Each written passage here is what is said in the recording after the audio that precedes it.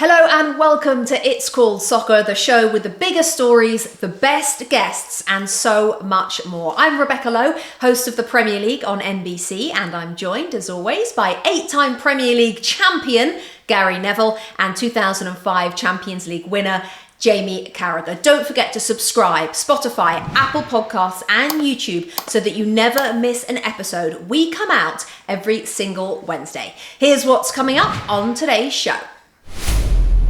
We talk Arsenal's statement victory in the title race. Arsenal were just lacking that big result, and this feels like it was that. And it wasn't just beating Man City, it was the manner of the victory. We debate whether you can go too far with a celebration. The funniest thing about me warming up in the 94th minute was down near the City fans doing this to them in the corner, was that we'd already made all our 3 subs, so I couldn't even come on. Have Manchester City been forced into an early rebuild?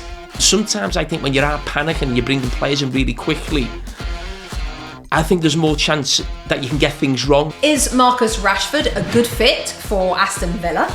If Villa are lining up with Rashford, Asensio, with Watkins, I think they'll score goals. And we are joined by broadcasting superstar Mike Tirico. Came to understand why Monday Night Football worked. Let's face it, Mondays suck. Mondays are the worst day of the week. That's what's coming up on this week's episode.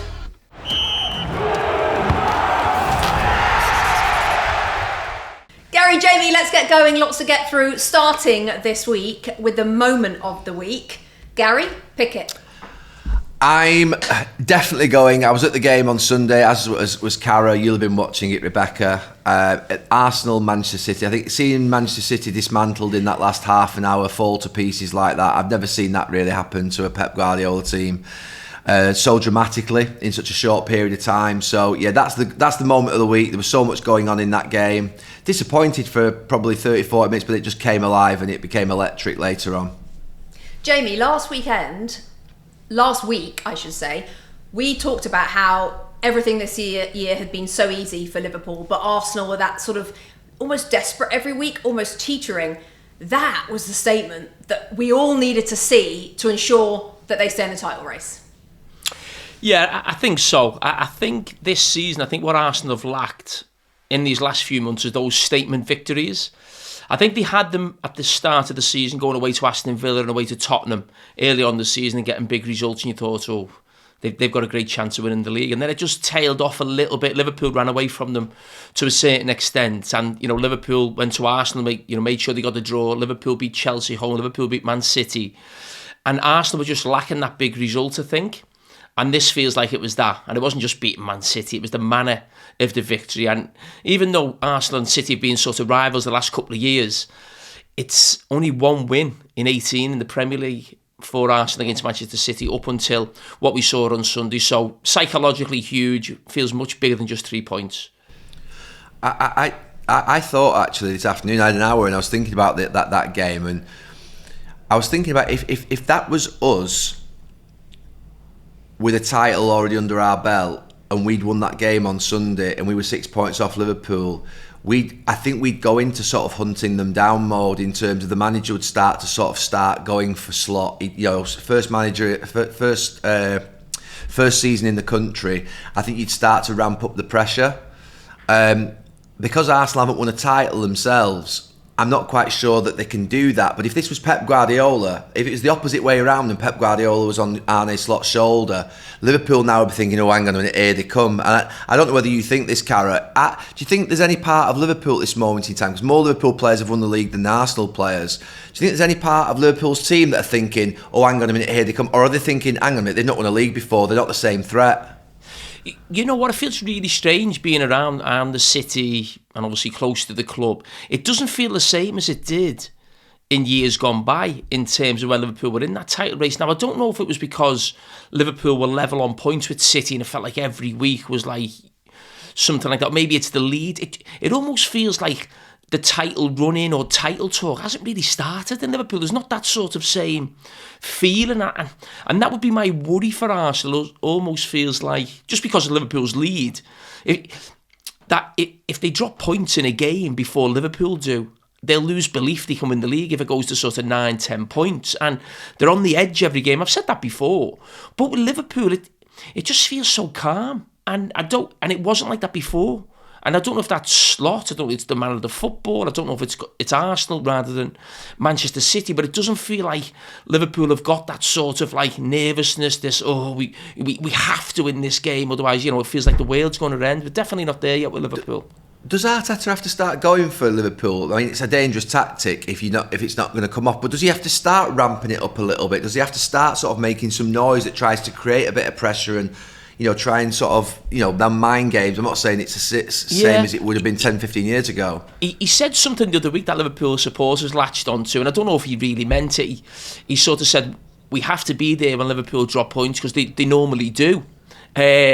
And I don't know if it was just a turn of phrase or he was actually saying it in a certain type of manner, but Liverpool supporters picked up on it, and then it was a case of throwing it back at him and saying, well, you haven't won a league, what do you know about it? So that goes back to your own point, maybe about not winning one. But I always think when you talk about mind games, it's always a manager doing it who's behind. The guy in front doesn't do it. It always comes from, whether it was Ferguson chasing Newcastle in those seasons, or sort of him and Kenny Dalglish were at it for a little bit, weren't they, with Manchester United, Blackburn. So I think if anyone's going to get into it, it'll have to be Arteta. But that normally means that, at the moment, the football's not working. We're a little bit too far behind. We're going to have to try something else. And why not? Why not try something?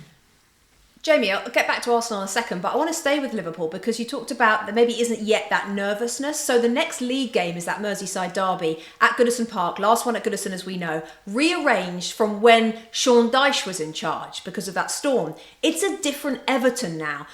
Does that concern Liverpool, do you think? Yes and no. I think Liverpool had a lot of luck with that game being cancelled. I think it was on the back of Liverpool playing away at Newcastle. Mm-hmm. And Liverpool has had a really tough game away from home, and the conditions in Liverpool, hence why the game was called off. But you're waking up that morning thinking, oh, you don't fancy going to Goodison. You didn't have the goalkeeper. I think there was a couple of players out. I think Canate was out as well, who you'd want to wear at Goodison in terms of his height and his power. So I actually think that really fell for Liverpool. Now, this is a different Everton team in terms of going forward and scoring goals. It's now an evening game, which I think will add to the atmosphere. But I think all things considered, I think it's worked out well in terms of where this game has positioned itself, because you've got an FA Cup game just before it, which means Liverpool don't have to play too many players in that. So they can go into the game with almost like a week's rest as well. So it's a better Everton, but I think it'll be a better Liverpool. Gary, David Moyes has won his last 3 in the Premier League. I think it's 3 wins and 4 in all competitions. If Everton can do something that night, and the gap remains at 6 points after that game, then this feels a bit different. I agree. It would feel very different. I mean, Arsenal will probably be looking for that little bit of support at this moment in time, that little bit of help. Obviously, they've got to do their own job. And I was there last year at the Everton-Liverpool game where Everton beat Liverpool later on in the season. I don't know, what month was it, Cara? Was it April maybe? Was it? That was April, and if you remember, the weekend or the few days before that, Liverpool and Arsenal had both lost at home. Liverpool had lost at home to Crystal Palace, and Arsenal to Aston Villa, and then Liverpool went to Everton. A shocking performance. Yeah. I mean, obviously that night was very different. Liverpool won't be as bad as they were last year, but that'll be in the minds of the Everton players. They have beat Liverpool recently in a night game, but. Arsenal needs something. I don't think it's over if it goes to 9 points. I genuinely don't. But I think that it's just basically making it so much more difficult for Arsenal. They have to be almost perfect. But for Liverpool next week, they've got... Remind me, Cara, I think they've got Villa away, haven't they? And they've got City away as well, have they? Basically, what it is, they'll play Thursday against Tottenham. If they get through to the Carabao Cup final, that Aston Villa game will have to be moved, which would be the weekend of the Cup final. So it's getting moved, actually, backwards, not forwards, if you like, because I think the worry would be that Liverpool are going so far in all competitions. If they go pretty far in the FA Cup, these 3 midweeks, if they go far in the Champions League, there's not going to be many available. So the Aston Villa game, I think, would be the middle of March, and we're getting brought to, I think, near the end of February. So they would end up playing Aston Villa and Manchester City away in 4 days, which is pretty tough when you look at that on paper. I think if Liverpool come, you said it the other day, Carrie, you're absolutely right. If they get through, you get through phases of runs, don't you, where you think if we get through this one, we're in a great position. And those games, Everton, Villa and City, are massive games. I'm like you. Sorry, Rebecca. You always look at things in sort of 4 or 5 games, don't you? I would imagine, and Liverpool have just come through a pretty tough one. I think they had 3 away games and 1 at home against Ipswich, but the 3 away games were Nottingham Forest, Brentford, and Bournemouth. And what if they've got 10 points from 12? That's a pretty good return when you look at those fixtures on paper. I just want to put a bow on the game, though, in North London. I know you both were full of praise for Miles Lewis-Skelly. You likened him, Gary, to Ashley Cole. I saw some clips, Jamie, of you in the studio just talking about his character. We know, obviously, how good he is a player. I want to ask you both, if you were playing now, or maybe thinking back to when you were playing, and an 18-year-old did what he did with his celebration, which I'm a fan of, would you guys have said, that's fine, brilliant, he's 18, he's just a kid, we're okay with it, it shows character? Or would you have said, you're celebrating your, first goal, and Erling Haaland celebrated 250 the other day, so maybe be a bit careful. Where do you guys stand on it? Gary, go first. I mean, it looked like it had been set up with the rest of the players in the squad, didn't it? It looked like it's something that had been pre-planned and pre-prepared, in my view. So, and I didn't really notice it in commentary. It got mentioned to us that it was like Haaland, like the celebration. I didn't think anything of it at all, really. That didn't really bug me that much. What did definitely bug me was the Gabriel Haaland one where he screams in his face. I don't think that's called for. I think, celebrating away from things, and I think Lewis-Skelly took it, for me, was okay. I don't think that the Gabriel one was. I'm trying to think back in the day. I mean, you talk about shithousery in football. You are talking to 2 of the masters here who, to be fair, during games... I've run over to Liverpool fans. I've gone over to fans of other clubs. City fans when Michael Owen scored that late winner. I was sub. I started warming up in the 94th minute. We'd already. The funniest thing about me warming up in the 94th minute was down near the City fans doing this to them in the corner. Was that we'd already made all our 3 subs, so I couldn't even come on. So it's like, that is the absolute mastery of shithousery. It's like, so I can't really have a go at lads when they're sort of going for it and they're passionate and they get carried away. I get the fact that you might not want a young player to get carried away, but I don't think that was so much for me getting carried away. I know, Carrie, you think differently about it, don't you? Yeah, I'm probably the opposite on where you are on the 2 of them. Gabriel is just one of those players who I think if he's on your team, you love him. If you're against him, you can't stand him, because every single game he's involved with someone. Whether it's the referee, the opposition, diving. It was Keown-like, wasn't it? It was Keown against Real Van Nistelrooy, wasn't it? Basically, yeah. But what I would say is, Haaland threw the ball at his head in the last game. So there's obviously a bit of needle there. He got interviewed before the game and said, "Yeah, I'm right up for this. We'll see. We'll have it again," type of thing. I wouldn't say I liked it as such. But what I would say is I could understand it. And this is a guy who's 25, 26, who has the battle with Haaland. I didn't like the Lewis-Skelly thing in that. I agree with you. I think there was probably a case of whoever scores, we'll take the piss out of Haaland, the way all the players come round. And now, yeah. I don't care that Haaland said to him in the first game, who the fuck are you, basically. Because you're a young player. I remember when George Weah, when I was playing, I wasn't as young as Lewis-Skelly, I was about 2021, and I was up against George Weah, he was playing for Chelsea. And we'd had a bit of a tackle or something. I didn't really do nothing. And he just turned me round as if, trying to look at my name on my back as if I don't even know who you are. You know what I mean? But what I'm saying, he's George Weah. I'm nobody. It's like I've got to take that one on the chin and laugh about it now and tell the story. Now, I don't think Lewis-Skelly is in a position to be taking the piss out of Erling Haaland, who was a guy who scored 250 goals and won every trophy under the sun. I don't, to be honest. And I did the analysis on Monday Night Football, and I was actually debating this with people through the day at Sky. Some people disagreed with me, some people agreed with me. I said, well, listen, this is where I stand on it. If that was a player at Liverpool and I was a senior pro, I'd pull him. Or if I was the manager, I'd say, listen, you're doing amazing. No one wants to knock your confidence. You've got great arrogance on the football pitch. You want the ball in tight areas. You're knocking Haaland off the ball. This is all amazing. Don't get involved in that. Don't get it like you're not at the level yet of Haaland. Yeah. If you want to get up there in 4 or 5 years' time, but as a young player, and we showed analysis of Declan Rice, and I think Declan Rice was actually looking at him thinking, get yourself up and get back. Stop showboating in front of the crowd or taking the mick out the opposition. This game's not won. So I don't know if you saw it, Gary, but we had Declan Rice blown up, and he's screaming at him to get back, and then he's saying, he does this to him, get your head right. And I thought it was really good leadership, because I'd hope Mikel Arteta and that, just having that word with him. But the thing I do love about him is the arrogance on the pitch, and he reminds me a little bit. I said Rooney after the game and Jude Bellingham. I think Jude Bellingham's got that where you look at him, you think, oh, he's got something about him. But you also know sometimes he could maybe go over the edge as well, where the opposition look at him thinking, who does he think he is? Jude Bellingham's got that little bit about him, and I think you need it to be a great player. And I actually, sorry for going on, I think Phil Foden lacks it a little bit in terms of arrogance on the pitch. I think ability-wise, Phil Foden's as good as any English player out there, but I sometimes watch him and think, I wish he had a bit more arrogance.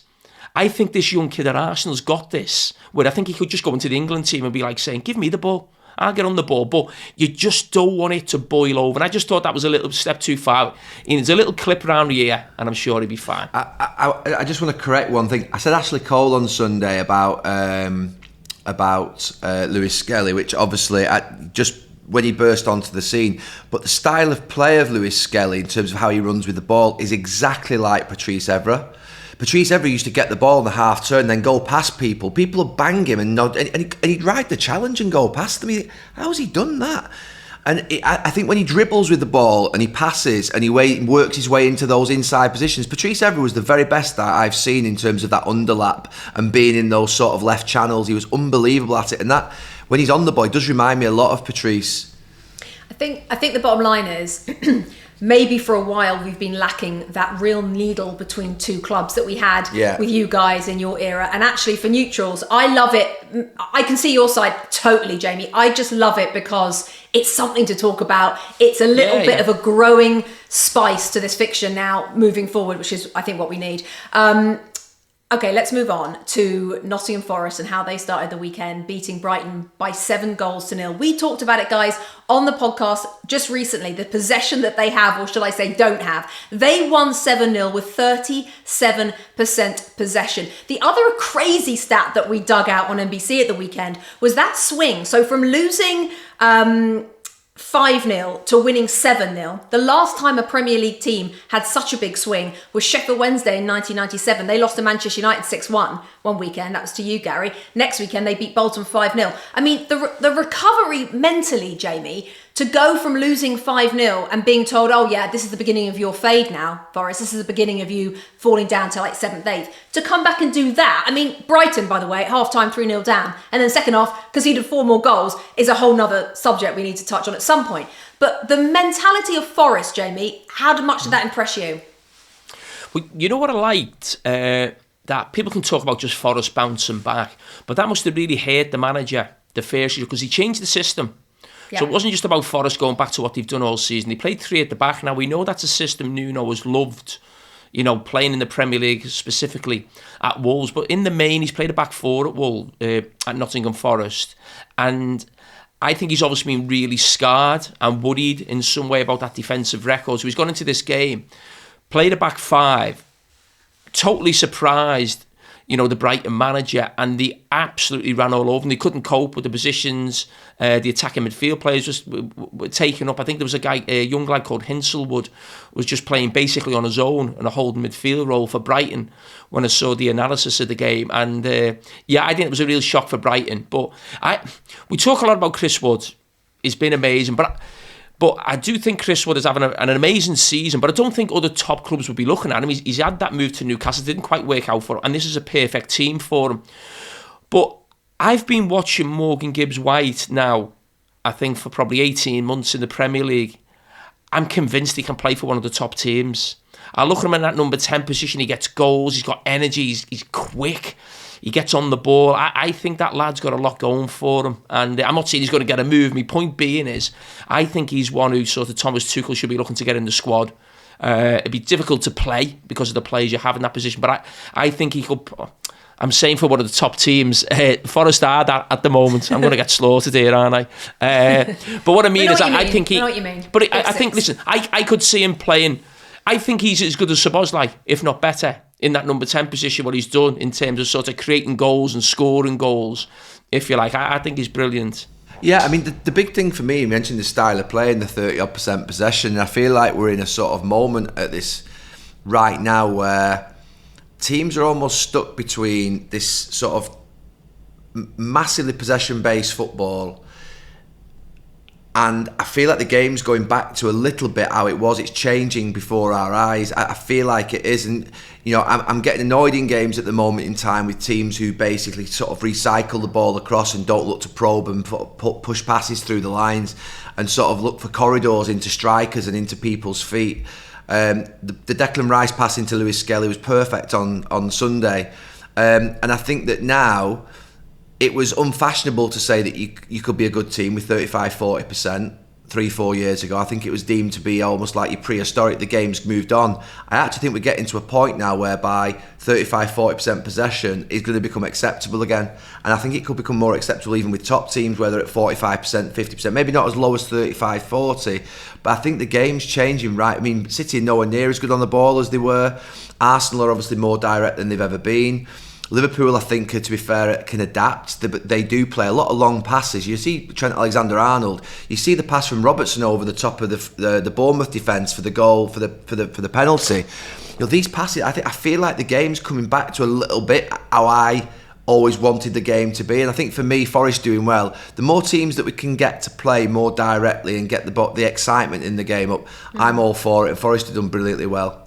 Yeah, you're right. There's lots of lulls, aren't there, in games? It's nice, and it'd be great for English football if they get into Champions League, which does by each passing week look question like for both of you. 5. Yeah. Is Elanga better than the wide players that Manchester United currently have? Oh yeah. Yes. Yeah. Yeah. And how much did he cost them? 15 million, wasn't it? Was that from? Did he get? Was that from United they bought him? Directly from United. Yeah, I mean, Forest, United, obviously we know their outs have been terrible in some ways, but Forest as well need a pat on the back in terms of their recruitment. I mean, Morgan Gibbs-White actually did cost them quite a lot of money, and I think it was about £40 million, about $50 million back a few years ago, and I think people were like, whoa, from Wolves to Forest, that's a lot of money. But as you said, Jamie, you can now see him playing for one of the big six.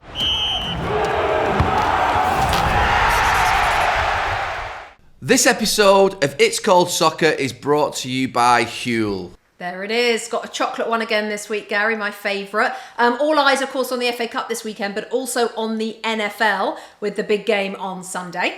Yeah, you are predictable with your chocolate, aren't you, to be fair? But although I am predictable with my vanilla as well.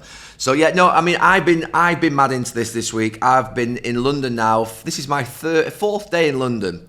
Dinner tonight, and I'm off to Newcastle Arsenal tomorrow, so I've had a couple of these along the way. Because Huel's Black Edition ready to drink does come in crazy handy. You said your vanilla till you die, which was a little bit dramatic. There are other flavours as well. Iced coffee, strawberry, banana, as you say. And tell everybody what is in it and why we're so reliant on it when we cannot get a meal.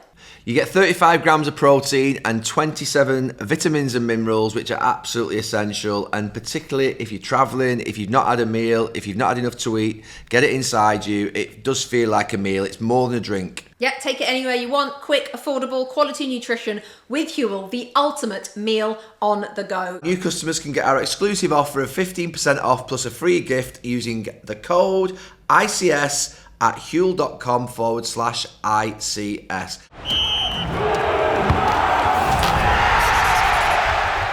Okay, let's talk about new players. Let's talk about Manchester City. They got, with the transfer window closing on Monday, they signed, I think it was last second, Nico Gonzalez for around £50 million, so around $65 million for our listeners. That's £175 million, $230 million, Jamie, they've spent in January on the two defenders and now Gonzalez and Marmoush as well. Do you think this, some people looked at the Arsenal game, Jamie, and were like, oh, it's the end of a dynasty, it's the end of an era.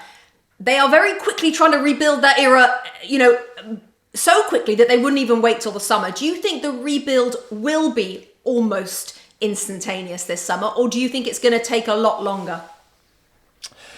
I I'm not so sure, because when you look at the players who've come in, I mean, the young lad at the back found it really tough. This guy who's now coming in midfield as well from Porto. I think they know they made a huge mistake not doing what they should have done in the summer. And they're also looking at next summer and thinking, we've got to bring some of these deals forward, otherwise we're not going to make the Champions League. So there's a lot of players coming in at once. And I haven't said this on TV, but I was thinking about this the other day. It reminds me a little bit of Liverpool in the sort of early 90s, where they allowed a great Liverpool's team to go old.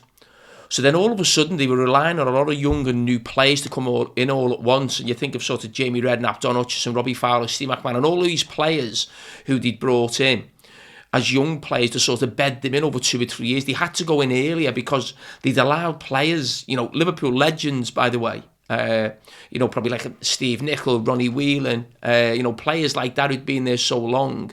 And I always think Alex Ferguson always mentions that. I think he mentions it in his book, that he felt, even though he felt he was struggling at United, he started to see signs that Liverpool weren't sort of making the right signings or at the right time allowing the teams to get a little bit older, buying older players. I think Liverpool bought David Speedy late on towards the end of Kenny Dalglish. He was 30 odd years of age. So I always remember Alex Ferguson saying that almost gave him a little bit of energy in someone thinking, something could happen here. And it just feels to me when I look at City, it's difficult to be critical for me and Gary, I feel, because these are some of the best players you've ever seen, but they've all just become old together. You think of Kovacic and Gundogan in midfield, Kevin De Bruyne there, Bernardo Silva. 3 of those are absolute legendary figures at Manchester City, and it's not really their fault. They've just been allowed to grow old together because the recruitment's been poor in the past in terms of replacing them, in terms of Calvin Phillips and Nunes, and now they've got to panic on to bring players in. And sometimes I think when you're out panicking and you're bringing players in really quickly, I think there's more chance that you can get things wrong. I'm not saying they have done, but I think when there's a panic on and there's a desperation, that's when poorer decisions are made. I'm really fascinated, Rebecca, with this. I think this is probably the first time that Pep Guardiola, he's had 3 amazing teams, hasn't he, in his career at Bayern, at Barcelona and Manchester City. He had to slightly rebuild when he lost Company and Aguero, and sort of that was a transition rather than a rebuild. This is a true sort of reconstruction. I'm fascinated to understand, but the question you asked about how long it will take, I think this is a minimum 2 seasons. I don't think they win the league next year is where I'm sitting it now at this moment in time. It would have to be the most spectacular recruitment in the summer for them to get back. Now, we can't discount Rodri and the impact of him coming back, but it would seem to me now that the fascinating thing is how quickly does Pep Guardiola get this Manchester City team back up to the top from where they currently are. My guess would be they won't win the league this year, obviously. They won't win it next year, but then he'll be thinking win it the year after. Will he still be there then? But it's one of those where I think he feel like he's got to hang around to rebuild it and get them back to the top again. And I think it's fascinating. I think they'll be there or thereabouts next season. You get Rodri back, you've still got Haaland up front, you've got Ederson and goal, you get Diaz back fit, he's there. Not quite Van Dijk, but he's their best centre-back by a mile. I hope he's right. Well, it gives glimmers, doesn't it? As you were saying, Jamie, it gives us glimmers of hope to the other teams that, as Fergie was talking about with United, can they steal a march on them quickly while City are maybe looking in another direction? Quickly on Tottenham, Matthias Tell did a bit of a U-turn, ended up going to Tottenham for, I think it's a loan with an option to buy at around 55 million euros. I don't know, dollars, pounds, euros, I can't keep doing the math. But it's a lot. Can they buy him, it's Rebecca? It's an option to buy. Apparently that was put in towards the end. Option to buy. Have you just read loan? I think they said at the last minute we have to have the option to buy. I heard that a couple of clubs had turned him down because there was no option to buy at the end and they were growing Bayern Munich's player for Bayern Munich's benefit. The other thing was there was a big loan fee, I think, involved as well. So my view was that basically there wasn't an option. Now, if they've added that in at the end, if Tottenham have got that in, and to be fair, Daniel Levy, he's smart around that type of stuff, then I think it's a good deal. And they needed it, Jamie. I mean, obviously, at the back, it's a disaster. They tried to get Mark Gay at the last minute. I mean, Palace aren't selling Mark Gay. And I don't go from Palace to Tottenham anyway. Joke. But Fikayo Tomori, Axel Disasi, both rejected moves there. And Radu Dragićin's just done his ACL. So, they've got Kevin Danso on loan from Lens, who was in the Premier League, I think, 5 or 6 years ago with Southampton and played maybe 6 times. So they've got a body over the line. But I suppose at least Daniel Levy's given him Matthias Tell. Yes, he's given him. He's given him a centre back, and he's given him a goalkeeper. So, we criticised Daniel Levy and Tottenham, so they've probably been more active in this window than probably anybody else. And it was really interesting on Sunday. We looked at the net spend since Tottenham have gone to the new stadium. They're actually third in the Premier League for net spend, actually. So I don't think it's been as bad as what people make out in terms of giving the funds. He's just got that reputation, and that reputation comes from somewhere, obviously.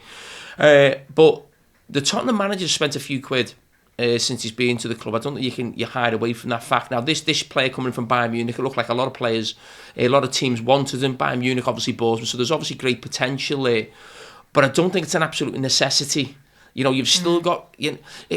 I saw Tottenham play away at Arsenal, and Arsenal are going for the league a few weeks ago, and Tottenham's front three was better than Arsenal's. It had Son, Kulusevski and Solanke. And on another day, I think Arsenal's was Trossard, Sterling and maybe Havertz. So I don't think...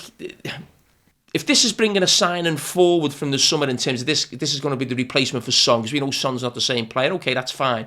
But they desperately needed defenders. They had to get another centre-back across the line because Van de Ven didn't even play the weekend. Dragason's done his ACL. So I still think it's going to be a really tough end to the season if they can't get the defenders who are injured on the pitch. They have to. It's a must. I know you joked, Rebecca, about Gay. Did they offer 70 million for him, or was it 60? You should have took it, Rebecca.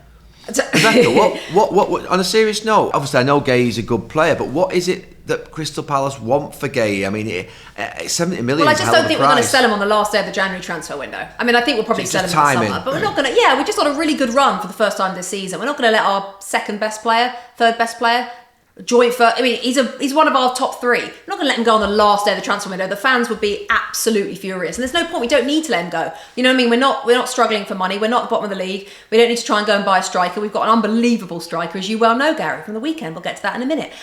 So we don't need to do it. So maybe we'll sell him for 70 million in the summer. Maybe it's now the money is fine. It's just a timing for that. Rashford, I don't want to ask from Rashford's point of view, okay? Because I know you both have been speaking about that. I was thinking, Jamie, about Aston Villa's point of view. Is this a situation that Unai Emery thinks I can change him? I'm the manager that can do that? I just think from Aston Villa's point of view, plus the money. So I think he had a wage cut, Rashford, when they didn't make the Champions League last year, but I think he's still on, don't worry everybody, he's still on about 250 grand a week. Everything's going to be fine. But if Villa are only paying 70% of that, then they're paying about 200 grand-ish a week, okay? Ollie Watkins is going to be looking at that, Jamie, and thinking, hang on a sec, Arsenal want me, you've just got rid of Duran, I need some. So they could just blow the wage structure to pieces for Marcus Rashford. Your thoughts from Villa's perspective, Jamie? I think as a manager, it's always a problem when you've got two really good players who can only play in one position. So you've got two strikers, you can't really play one of them wide. They're both centre forwards, and you try and play them together, and it doesn't quite work. And I said a couple of weeks ago, I said they've got to sell John Duran. I said that. You feel that. We all know that in the club. People talk about having big squads and competition for places, but I always feel there should be 6 or 7 players knowing every single week when they're fit they play, and Ollie Watkins is that. But what Rashford gives you, and what managers want, is they want another striker of the quality of Watkins and not far behind him, but also that he can play in another position to keep him happy. Now, Rashford gives you that option that he can play from the left and he can play through the middle, so they can play together. Ollie Watkins might have an injury now as well, so Marcus Rashford might play through the middle as well. So you've got to get him his minutes, you've got to get him his football. Now, that may take a little bit of time because he hasn't played for a while. Probably hasn't been training right either. That's come from the Manchester United manager as well. But the thing also I want to say about Aston Villa, they've got the sporting director called Monchi. He's got an unbelievable reputation around Europe and has been very successful, so I'm not about to criticise him for it. But I think when you've got that reputation and your whole ethos is about deals and signings, I feel like Aston Villa are constantly trading players left, right and centre, but it's not really making them that much better. And I know they've got PSR issues, and there was a lot of movement in the summer, and they've bought players in the summer and moved them on in January. I don't know, I'm starting to look at it and it just feels a little bit messy. There's constant movement in and out without really knowing where it's really going right now. And I know it's difficult where it can go much better than what it has done, but yeah, it just feels like almost this club's made for transfers. I personally feel like they've had a good transfer window. I think the two wide players they've brought in, the two forwards they've brought in, the money they've got for John Durant, I think are better than the wide players they had. I think that they still want to do really well this season. They still want to get in the Champions League. They want to win the FA Cup. They're obviously in the Champions League. I think Asensio and Rashford coming in, I think are upgrades on what their current wide players are. I think Unai Emery's probably thought, I need better quality. I think they've got a good structure. I think they've got a really good structure about how they play. I think if he thinks that he can put those two alongside Ollie Watkins and get that three up front, I think he thinks they can do massive damage. No, but he's already bought. Don't forget, Gary. He's brought another wide player. I think Asensio's more of a number 10, more of a central player. But I think they brought the lad from Dortmund, Marlon. He comes as well as like a wide player. Good, by the way. Malin, yeah. Yeah. So he obviously wasn't happy with his wide players at all. He just I think Unai Emery is one of those managers that I think he's just cutthroat brutal. Once he turns off on you, I think he just goes, I'm having you out. And I think they have to react. I think he brings his own people in with him as well. So there's a lot of people at that club who are around him. I think he's just thought, right, I want 2 or 3 new players in and I want 2 or 3 out. And he's just gone bang, bang, bang. I actually admire it. Look, the proof will be in the pudding and how they do in the next few months. My feeling is that if Villa are lining up with Rashford, Asensio, with Watkins, I think they'll score goals and do a lot of damage. The way in which Villa play, I think the style of Aston Villa suits Rashford. He can't high press Rashford, so Villa don't really high press that much to get into a shape. I think Marcus Rashford can press, but he can't press and then get back. So my point is, if he's back already in a mid block, and basically he's just having to make sort of shorter movements. If you look at United under Erik ten Hag and what they were trying to do, some of the runs that they were doing, they were high pressing, then they were having to run back 60 yards. I mean, Marcus won't do that, but he will do half of it. You know what I mean? He will do a little bit of a defensive job.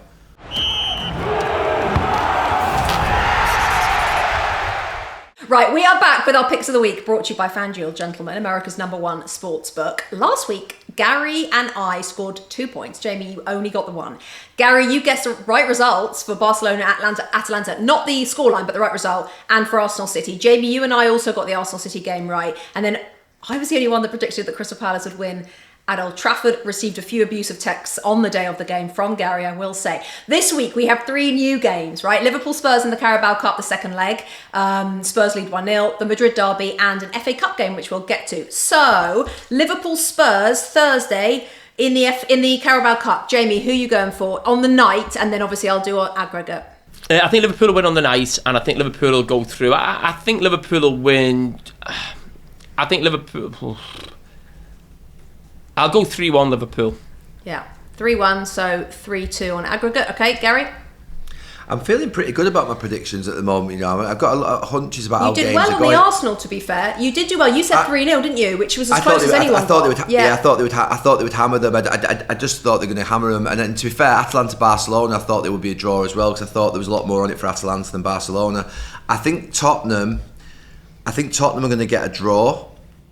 I don't know how they're going to get a draw at Anfield, but I feel like it's going to be an emotional, mad night where something happens. Ange Postecoglou said earlier on in the season, and I'm maybe not hanging my hat on what he's saying entirely, but I've just got a feeling Tottenham could win the Carabao Cup this season, and I've got a feeling that, to be fair, they're always going to have to come through a moment like this. It will be absolute Liverpool favourites, but I feel somehow Tottenham are going to get a draw by hook or by crook. Scoreline. This is Rebecca. Can I just, Gary please. might be good at doing predictions, but he definitely, he's not his normal self when his Liverpool's involved. You do know he predicts Liverpool not to do anything, and he has done for about 6 or 7 years. Yeah. I just thought I'd let you know about that. Yeah, no, I appreciate that. They've won one league in 6-7 years. I've not been that wrong. I mean, lots of cups. Man United were going to win the league before Liverpool. Right, Mo Salah was going to leave. 1-1. I'm going to go for 2-2.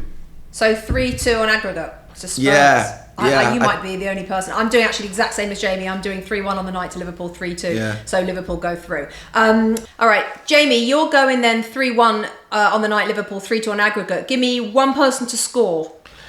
I'm going to go for Cody Gakpo. Okay, Gary, you're going 2-2, so Spurs win on aggregate. Who are you going to score? I'm going for the new boy, Tettle. Okay, that'd be good. And I'm going to go for Szoboszlai. I feel like he gets goals every now and then. All right. Carragher just can't let go that I'm saying that a Tottenham player is going to score at Anfield. I mean, God forbid, an away team scores at Anfield. Real Madrid, Atletico Madrid, which is 3 p.m. Eastern Saturday in La Liga. What do you think? Madrid derby. Whenever you're ready. Where's it at, Rebecca? It's at Real Madrid. It's at Real Madrid. I'm gonna go 2-2 again. Okay. Jay? I'm gonna go 1-1. So me and Jamie the same, 1-1 as well. Okay. And then the last one, Jamie, you get to go first. Because after your moment of the week being James Carragher scoring his first goal in professional football, we thought we have to finish our picks with James Carragher's Wigan, that's how they're labelled, against Fulham in the FA Cup 4th round, 10 Eastern, this coming Saturday. Scoreline. Okay, I'm going to go for 2-1 Wigan. You have to. I have to. Gary? Is it at Fulham, Rebecca? No, it's at Wigan. Oh, it's at Wigan. Oh. I'm going to go 1-1 and I'll go for... It's 1-1. It's penalties on the day, isn't it? Yeah, It's it goes penalties extra on the time. day. It's penalties, isn't it? Yeah. So I'll go extra time. Wigan going through on penalties. All right, Wigan on penalties. I think I might go 1-1, and I think Fulham might do it on penalties. I'm really sorry, but I think James Carragher will both score a penalty and maybe even save a penalty in some amazing fashion. Wigan have got a great goalkeeper, Sam Tickle. That's true. Okay, Super Bowl, quickly, little bonus one. The Eagles against the Chiefs. Who have you got, Jamie? I'm going the Chiefs. Is that Mahomes? Gary? Yeah, that's Mahomes. I'm going with ones that the Kelsey brothers play for. Well, no, Travis Kelce plays for the Chiefs, and Jason Kelce used to play for the Eagles, but he's retired. The one that's So he's going for both of them. The one that's going out Taylor Swift. The one that's going out Taylor Swift. The Chiefs, all right. Yeah, So Chiefs, that's what I mean. All right. I'm going for the Chiefs as well. All right, clean sweep for the Chiefs. That is our picks, brought to you by FanDuel, America's #1 sportsbook.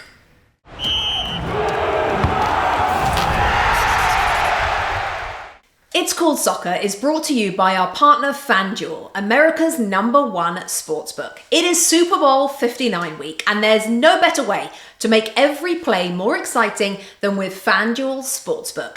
FanDuel makes it easy to place your bets and feel the thrill of every moment. I can't wait to see if Patrick Mahomes can do it again. He is just unreal when it comes to these big games. I'm thinking the Chiefs will make it a three-peat, but the Eagles have revenge in mind for Super Bowl 57. Remember that? So you never know. This Super Bowl, just place a $5 bet, and if you win, you'll get $200 in bonus bets. And don't forget to check the app for the best promotions for the big game and, of course, for each EPL weekend. Download the app or head to fanduel.com/ICS and bet with FanDuel, official partner of Super Bowl 59. Must be 21 plus and present in select states, or 18 plus and present in DC. First online real money wager only. $5 first deposit required. Bonus issued as non-withdrawable bonus bets, which expire 7 days after receipt. Restrictions apply. See terms at sportsbook.fanduel.com. Gambling problem? Call 1-800-GAMBLER or visit rg-help.com.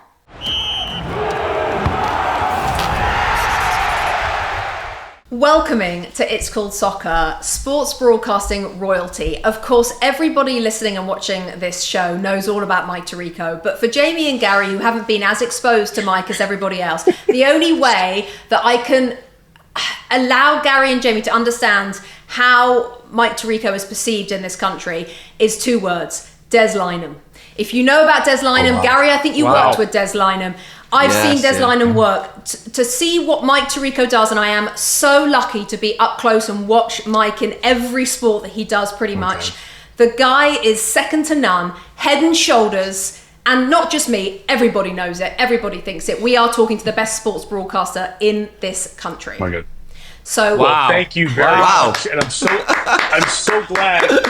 It's Thank true. you. I'm glad you read that exactly as it was. And I hope I hope all the $100 notes came right there with No, it. So Mike, no, I honestly, it's all true. And I think one other thing that both Jamie and Gary will understand about this is when you work with people, and honestly, I'm so incredibly blessed to work with you, is when you work with presenters who are generous broadcasters, it also sets them apart. You know, presenters who allow others the space, and you do that all the time to the people on your shows. You've done it to me, little old me, when I come on your show. It really does set you apart. So, okay, I want to get into some questions though. Thank you for all of that, Jamie and Gary. I feel the same way about her, and everyone watching and listening, I feel the same way about Rebecca. And one of the highlights of the Olympics in Paris this year was when the U.S. women, with Emma as the manager, won the gold medal in soccer, that we were on the air together, and we got to share that time and talk soccer with Rebecca. And I gained so many brownie points in America for being on TV talking soccer with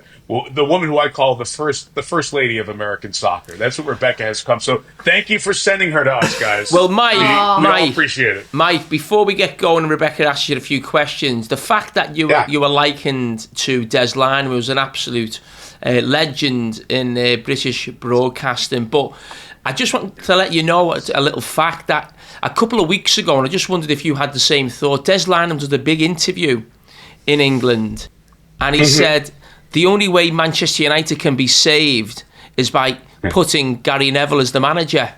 Now, Mike,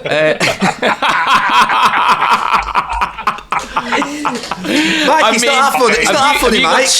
Have you got similar sentiments, Mike? So in American football, that would be akin to the Dallas Cowboys needing to be saved.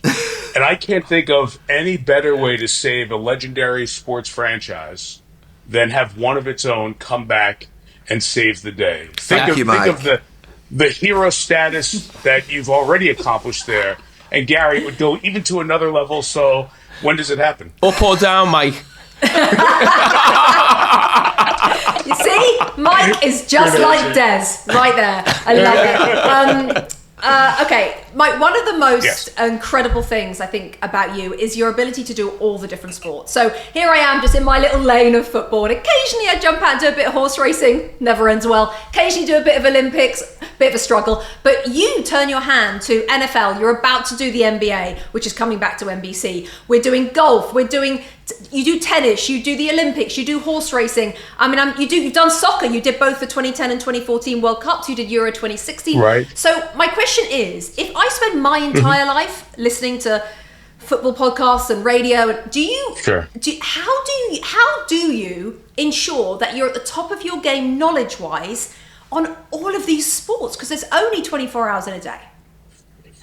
So Rebecca, I appreciate that, and I don't know if you find this, but I think it's harder now because there's so much good content out there. There are a lot of great football podcasts, soccer, however you want to say it, right? And you could spend hours and hours and hours and still not have everything. So I think the decisions you make of what to take in based on that reservoir of knowledge you have and just build on it. And sometimes I think by listening to too many opinions, you can get away from what your opinion is. You have a sense and a knack, and you've got to come back to that. And Jamie, Gary, you're the same way. My gosh, how many matches you all played, and you hear the conversation. No, I want to know what you think because you lived it and experienced it. I think given the amount of time I've been around those sports, that allows me to do that a little bit. So it's managing your time, picking out what's really important. What opinions do I really want to hear? And what opinions are there for education of fans as opposed to just wanting to hear yourself bloviate and go on and on. So those selective things. But Rebecca, it comes back to this. Look, as everyone who watches you knows, you have a fondness when Palace is playing, right? When you still remain a fan of sports, then I think you can connect with your customer. And that's what we do in sports. So I remain a fan. Now, I'll be honest, I had gotten away from the NBA. We're going back to it next year. I've been watching more basketball, and I'm starting to try to watch it as a fan first, not as a broadcaster. I think if we understand our role as broadcasters, in some ways as pundits as well, is to see it and connect the fans to what they can't get access to, managers, coaches, players, etc., then I think we're doing our job. So I still love it. I try to manage the time best I can. And guys, she mentioned horse racing. There's nothing better than when we're covering the biggest horse race in the U.S., the Kentucky Derby, And Rebecca, she knows exactly what I'm going to say. And Rebecca has already done a full day of Premier League coverage on a Saturday. And she is fighting in her brain to say Derby for the horse race, Derby for everything else. It's so funny. I like to make side wagers with the people who are, hey, 20 quid here. Rebecca says Derby, not Derby here. Come on. I've done it The once. absolute best. I've done it once. I've said the Kentucky Derby. I thought, oh God, I'm going to get fired. It is hard though when you've got the North London Derby and then you're switching to the Kentucky Derby. That is the biggest mind you know what ever. It's real. Mike, I'm fascinated because obviously it's hard broadcasting and it's hard to make your way in it. What was the point in your career and life where you thought, I've done it? Where was the big breakthrough moment? Not your first broadcast, but the one where you thought you belonged. Yeah, Gary, it's the biggest sport that we have in the U.S. is American football. And I think being able to cover the Super Bowl, which was starting during my 25 years at ESPN, I was about 3 or 4 years in. And then a few years into that time, I was the person at the end where the championship is won in the Super Bowl, they hand out the trophy. And there's a presenter there along with the commissioner of the league and the star players and the coaches and the owners. And when I found myself there for the first time, wow, this is bigger than what I dreamed. So I have to stop worrying about achieving my life dream because here I am and I'm in my 30s. So what do I do for the rest of a career? But I think it's when you become respected by the people in that sport more than anything else. Now that I look back at it, I thought it was an event like exactly the way you framed it, Gary. But when the people in the sport that you're covering respect you and answer your phone calls and thoughtfully answer your questions, I think then you know that you've reached some level of, I guess, accomplishment. And now the goal is just stay there and keep working really hard because we can all get very lazy. And you guys know from your incredible careers, the person who lets grass grow under their feet is the one who gets passed by someone who's faster. I think that's been it for me. I want to pick that up with you actually. How do you evolve? Yeah. You're doing the same job for 25 years, 30s. How do you evolve and stay relevant whilst obviously not becoming stale? How have you achieved that? A lot of it, Gary, is going back to watch the shows. I try to go back and watch everything that I'm on just so I can catch the mistakes I'm making, the bad habits I'm falling into. Does it compare to somebody else? I love watching Rebecca for us all day Saturday because first off, she says more words in a shorter period of time that are completely understandable than any other human being alive. It's the greatest thing in the world, right? But she also, she never stops working. Her little detailed notes, asking the right question of the guys on the panel, all of that. And that just keeps you sharp. Find the people who are great at it, watch them on a regular basis, and make sure that sharpens your tool. And for me, I've never lost that fear of somebody better is coming along and they're going to get you. Yeah. So just keep improving. And that's what I try to approach the job with on a regular basis. Mike, can I ask you about, I think you were involved for probably over 10 years on Monday Night Football, which is a huge deal. And I think that idea almost came to England in soccer when Sky got the rights. And that's something that showed that me and Gary have been heavily involved in for probably over 10 years or so now. I'm really passionate about it. But what is it that makes it so special in the States, Monday Night Football? Because it's almost like a brand here now in England, but I'm sure it's much bigger over there. No doubt. And that really became the first time that live sports, became part of primetime television in the United States. And now it's a lot of primetime television. It used to be very special that Monday night, and then we added Sunday night, which is what NBC has had for the last 19 years. And now we have American football on Thursday nights and basketball, and it's just become a proliferation. When it started, the reason it worked magically, Jamie, the negotiation for that was not a difficult one because it was started on ABC, a different network, because ABC was last place of the 3 major networks in America. Nobody thought football on a Monday night would work. It worked because the league was starting to grow. It had a national appeal with the star players, but also it had a great set of commentators. And those commentators from America's Monday Night Football in the 1970s are still talked about as, boy, these guys are good, but they're never as good as Howard Cosell and Frank Gifford. And those are some of the commentators who were on the show at that time. I also as I did it, came to understand why Monday Night Football worked. Let's face it, Mondays suck. Mondays are the worst day of the week, right? Because okay, I got through Monday, I'm back in the routine. Now I've got 4 more days of this. And to get home on Monday night and just relax and have a sporting event, which is usually a connection to the weekend and joy and fun and relaxation, I think mentally was part of the connection of why Monday Night Football worked. And now, and we look at the schedule because the matches are the Premier League match we'll see on a Monday afternoon here at 2:30 or 3 o'clock Eastern time in the U.S. I only because of my time on Monday Night Football do I think of, okay, that's the Monday night match. And usually that match has one of the glamour half dozen teams of the Premier League involved because they have a national cachet. So whether it's wherever they are on the table, it's United or it's City or it's Chelsea or it's Arsenal or it's Liverpool, having one of the big teams in makes it a national feeling event. So it matches up with everything. And thank goodness they did, because I think it gives all of us a little more cash in our pockets. Mike, can I ask you about the World Cups in 2010 and 2014 and the Euros in 2016? God, the idea of like me just like popping on and doing the NFL makes me feel ill. How difficult was it to enter a sport which, by the way, 10 years ago in this country was very niche, now mainstream? So that was so brave, Mike. How difficult was that to throw yourself into that? It was, as I look back at it, I think it was more risky than I realized it was. I didn't have a background in it. So, first off, I'll go back to this. I give, and Rebecca, you have a better feel for this than maybe any of us. I think that 2010 World Cup helped open the door for the success of soccer in the U.S. I think because ESPN put its power, all of its resources behind a very culturally driven broadcast, meaning that I will never forget, we fly over to London, we stay at the hotel there connected to Stamford Bridge, and we had pundits from different parts of the world all come in together with our ESPN announcers, and that was our production meeting of what we were going to do for the 2010 World Cup.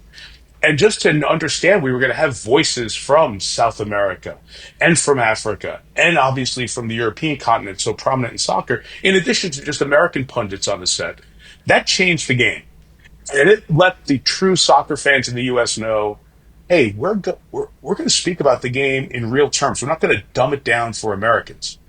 The problem was I was the dumb American who needed it dumbed down for me. So to the credit of people like Alexi Lawless and Taylor Twellman and Julie Foudy, who became one of my dearest friends because of her help with me and getting to know people like Roberto Martinez, among others, we collectively asked questions that American fans may not have known. At least I did. And tried to be the bridge between, let's not sound too dumb, that we don't know the sport, but at the same time, let's welcome in new viewers. And hopefully we found that sweet spot. For me, it was just a lot of time spent watching and learning, watching prior World Cup broadcasts. My son at the time had just gotten into youth soccer.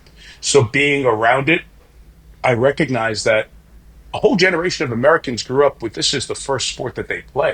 And that's true now. And Rebecca can tell you guys, there are a bunch of 3-year-olds who run around. The first thing they do is they start in a little soccer league in their neighborhood, and you have 10 kids running around a ball, and the ball is like a magnet as they follow around the pitch. But that's now the viewership in America, and they've grown with the game and grown with the game. So all of that together, I felt like there was a place to be an American soccer dad who was sitting with some of the smartest people, and if I could learn in the background, ask them good questions, then I could help. And by 2016 in Euros, I felt like I know what I was talking about, and I became, like every other American fan, too dumb to realize I know nothing. No, Mike, I'm interested with someone of your experience. Where do you see the future of broadcasting of sport going? Obviously, just the advent, sort of the emergence of social and short form content being so popular in this last few years, podcasts becoming so popular. Where do you see the future of broadcasting going? Do you think it'll move towards the sort of social angle? Gary, that's a great question. It's a really good question. And I think if there's a sport that's having that problem right now, or that opportunity, let's say, it's golf. Because YouTube has a great bunch of content creators in golf who are really interesting and they're getting all these views. But watching the regular tournaments does not appeal the way it used to. Yeah. Yeah, that may be because Live Golf came on, because they've shrunk the season a little bit. There are a variety of reasons I think that have all played into that role. They don't have a superstar like Tiger Woods right now, Yeah. or even Phil Mickelson. So there are a lot of contributing factors. But I think the consumption has changed generationally, where people want to get connected into, okay, here's a quick little bit of this, or here's a little snippet of that. It fits the generation of the moment, I think, a little bit better. So for me, what's the question? How do we keep the main game the main thing? As you know, 90-minute match is really the way to help people fall in love with the sport. So can we use those quick vehicles, pods, content creators on YouTube? Can we use those vehicles to hook people in, to come back and never forget that the main thing is the main thing, and that's watching the game in its totality? Yeah, it's a fascinating future, certainly. And talking about the future, next year it's NBC's turn to host the Super Bowl, but it also falls at the same time as NBC hosting the Winter Olympics in Milan and Cortina in Italy. And Gary and Jamie, this is what Mike's February looks like normally when we do this. He will start at the Winter Olympics, I think, Mike. You'll come back to the Super Bowl, then you'll go back to the Winter. I mean, there's a lot going on for Mike Tirico in February of 2026. Is that for you, Mike, stressful to think about when you're preparing for the biggest match in NFL's year, but you're also preparing for a once every 4 Winter Olympics? Is that inspiring? Where does it fall, on that sort of spectrum? Sure. Well, you've lived the Olympic experience more than I have. You started doing the Olympics at NBC before I got there, and we've had the great opportunity to do it side by side for the last 4 games, and again going forward here, Bex. And there's nothing like that, because it does bring the world together. If you ever get away from the true meaning of sport, the World Cup, the Olympics bring you back to it, because there are people truly training right as we speak in every corner of the world for the same thing. To be one of the 20 plus lifting that trophy at the end of the World Cup when it's here in the US, or to get that Olympic gold medal put around their neck, right? So you get that emotional connection to it. And for the Super Bowl, there's no bigger day in America, period. Nothing brings America to a stop like the Super Bowl. Not our biggest crisis. The Super Bowl brings more people to a TV, to a party, to a collective American national holiday that nobody complains about or doesn't have an issue with. So to have them happening together is pretty amazing. And yeah, I've already started thinking about the plotting and the scheduling of how we're going to execute all of that. Plus, we'll have the NBA starting around that time as well. So just trying to manage how it's all going to work. And once we figure that out with our bosses and scheduling and logistics, just to enjoy being where we are. I think we spend so much time thinking about the next thing, that there's never going to be a 2-week stretch for me like that. We had it once in 2018 and wasn't expecting it again, and now we're 2021, and we'll have it again here coming up for the 26th Super Bowl and the Winter Olympics. So excited about it, anxious for it, but making sure we get our rest between now and then for the big time. How would you describe yourself, Mike? And I say this in light of the hosts that I've seen, and I'm sure you're the same. You're almost part host, part sort of analyst, and part producer, in the sense of and direct. You're almost. Do you see yourself like that in terms of building the show, not just being someone who comes on in front of the camera and actually delivers, obviously on the screen? Do you see yourself as being more than that? And I know that's something that you might be a bit humble, but. No, Gary, I appreciate that question, and I'm so glad Rebecca's with us too, because she's the same way. We started where we were doing everything. So I think we all started in a place where we were used to having an opinion of how the content should be derived, and what's the best way to get this message to the listeners and the viewers. So I think over time, I'm sure that folks who've worked with us in the producing role have had more than a nasty thing or two to say about or thought about us. But it's always for the good of the viewer. She's giggling. It's always for the thought of the viewer. What can we do best for you? Look, this is entertainment, Gary. You know it. I mean, I don't know if you realized it during your day's play, but I think afterwards, because of the length and the popularity of your career, you get it. There's facts. It's about why this team is losing. Should this manager get sacked? Is this number 9 not doing the job? It's about all that. But at the end of the day, we're there to give people something away from life and work. We're there to entertain them, and we have to know the best way to reach them. And sometimes through our 10,000 hours of doing this, we have opinions and ways that maybe we can collectively get the most out of Gary and Jamie sitting next to me, or Robbie's sitting with Rebecca, or for me with our football analyst. And I think when you're comfortable with knowing that you can do that, you're not shy to suggest, hey, gang, maybe this is the best way we can try to approach this while still being collaborative. Yeah. Because the collaborative is what makes everything go in life. Yeah. And we love being part of an ensemble, not the essential piece of the ensemble.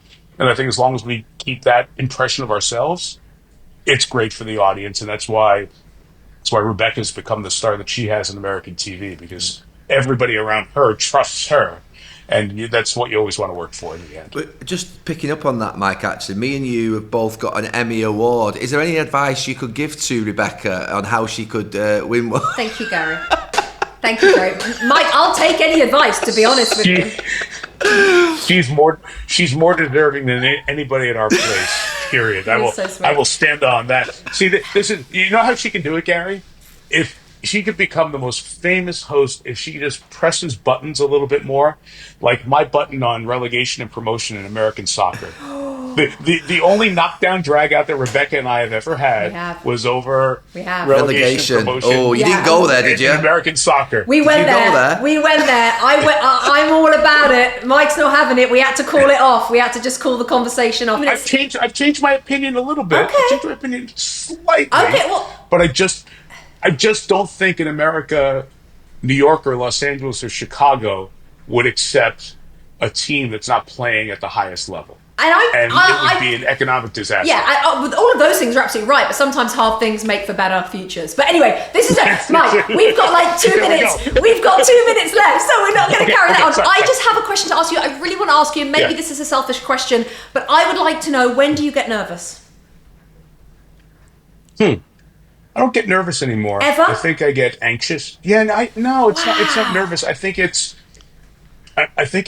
anxious. I think there's a good, healthy adrenaline rush, right? Like I would turn to Gary. I mean, with all the matches you played, did you still get nervous, or was it replaced by an anxiousness to just get started? Yeah, to be fair, as you get older and you got more sort of comfortable with things, and even now on Monday Night Football, when I've done it, it's not in the beginning. I was shaking. I mean, I didn't know where to put my hands. I was speaking quickly. You, Mike, you must have had the dry mouth. You must have had. Yes, of course, of course. Yeah, I mean, those things have gone now from me as well a little bit. I tend to, but I always like to do different shows. Do you not get a little bit nervous, Mike, when you're doing a different sport that you've not done before, or a different event, and you might not quite? Yes, absolutely. I slow down. I'm a little more, as long as I've put in the preparation, then I don't get nervous. Yeah. Right. If you ask me to go on tomorrow and have a long conversation about American politics, I'd probably get nervous. Right. But if I had 3 hours to be prepared, I'd feel good about it. I am such a creature of habit that if I have the right amount of preparation, I feel like we can go do anything. And I think that's where it is for me at this point professionally. Now, when we start the Super Bowl and there are 80, 90 million people watching, will I probably have a little more adrenaline going? Sure. But I don't think I'm nervous about the words not coming out. No. And now now a year later, you'll come back and I'll be like, no chance. No chance in hell. No chance in hell. Mike Tirico, all about preparation. I absolutely love it. That's really good words of wisdom as well for people watching who want to go into this line. You cannot over prepare, in my opinion. You are everything that I want to be. You're everything that everybody in this industry wants to be. We are so grateful to have you on the show. Thank you so much for coming, Mike. Thank you, Mike. Thank you, and thank you for giving me the chance to meet these guys. Yeah, It's really it's a enjoyed thrill for it. somebody who loves the sport. So bravo, and Bex, we'll see you soon. Thank Hugs you. to the fam. Thank you. Jamie had a power cut. He had a power outage. Mike, he lives in Liverpool. He won't have paid his electric bill and his gas bill, so he's likely to have he's likely to have been switched off. That's it for this edition of It's Called Soccer. Make sure you subscribe on Apple Podcasts, on Spotify, and on YouTube. And we will be back next week, same time. Take care. See you then.